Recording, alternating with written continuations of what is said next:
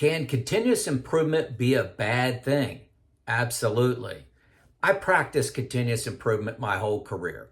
Lean, which I talk about a lot on this channel, is rooted in making small improvements every day by the whole organization, and over the course of time, you make some dramatic improvements. So continuous improvement in itself is a good thing. However, what I find in a lot of organizations, maybe yours, is all they're doing is continuous improvement. How can it be a bad thing? Let me talk about that. This is Joe Kuhn of Lean Driven Reliability, bridging the gap between best practices that you know you should be doing and the reality that you live in, can't figure out how to get things done and drive change in your culture. Number one, CI alone, continuous improvement, enables you to hold on to bad habits, like holding on to PMs that are not based on failure mode. They're just based on tradition and fear. Not replacing PMs aggressively with condition-based monitoring. Failure to benchmark other people because you're different.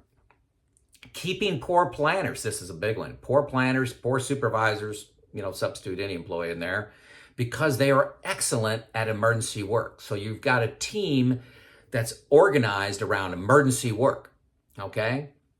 And so you're not making the hard decisions to make a big leap in improvement because you're too ingrained and love the current culture and we'll just get a little bit better at a time, and holding on to poor performance. I see this as a major issue. Probably number one is people that are excellent in the current state and will not make good employees in the target state. The next example under, staying in current state and allows you to stay in current state is, keep responsibility of reliability with just the maintenance people. And you've heard me say before, reliability is owned by operations. Number two reason why CI can be a bad thing. It creates this symptom. You complain about corporate or top management just adding work to you, okay? I don't have enough people, don't have enough resources, okay? You're thinking, you're thinking about the current state and adding best practices to that instead of we're making bold new change and creating a culture. Saying we're different, our culture, we have different people, we have different business cycles. The best practices won't work here. We tried best practices and it's just not going to work. So those are symptoms of you're stuck in a CI culture. What to do? Okay, I love putting what to do. Hey, starting Monday, take leadership team offside for 4 hours. Define why you need to change. Why change? A good reason a lot of people don't talk about is the quality of life in most maintenance organizations is bad. Every day is an unplanned work. It's a disaster, a fire drill, high injury potential because you're doing unplanned work. The equipment's running bad, tensions are high. Your maintenance people quite often get forced to work overtime, Monday through Friday. They get forced to work weekends, forced to work holidays, all because of the unreliability of equipment. I think that ought to be the number one reason why you do something different, do something bold, that I'm going to talk about here in a second, is because of the quality of life that you leaders are creating for people. I created for people. Loss of business, the security of the business. Good, secure, profitable companies make good, secure communities, which make good family life. I think that's a great why to have for you leaders to think about. Be bold. New business owner mentality. Do a mental exercise on this 4-hour offsite meeting that I'm asking you to have.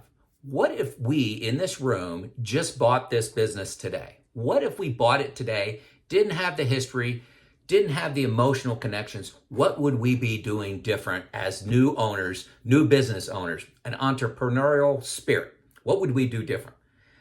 I ask you to pick 1 to 3 business levers that if we changed and made them excellent in 12 months, what would be the business impact? 1 to 3. Don't pick any more than 3, and less is more. Define what would have to be true for each to be a reality. Don't define the barriers to each. What would have to be true? Say you're going to be excellent on lubrication. You're just going to be the best at lubrication. That's half of our failures. We are going to kill that this year. What would have to be true to get every lube PM, the right PM, or the right lube, the right time, the right frequency, all for their machine, and we troubleshoot every single failure, and we're putting in countermeasures. We got problem solving, we got predictive maintenance, we got all those things going on with lube. What would have to be true? Assign leaders to each one of those levers that you select and define your check-in process. Whether it's monthly or quarterly, they're going to report back to this team on what they're doing, what obstacles they have. I like grading them red, yellow, or green. Green means you're on track. Yellow means you're a little behind, maybe a month behind in your objectives. And red means you're well behind and you need help, need assistance from the group. Continuous improvement is a great tool. I love it, and a significant amount of progress comes from it, but it's going to fall short. You need big, hairy, audacious goals to break through glass ceilings of your performance. Be bold and act like an entrepreneur. This is Joe out.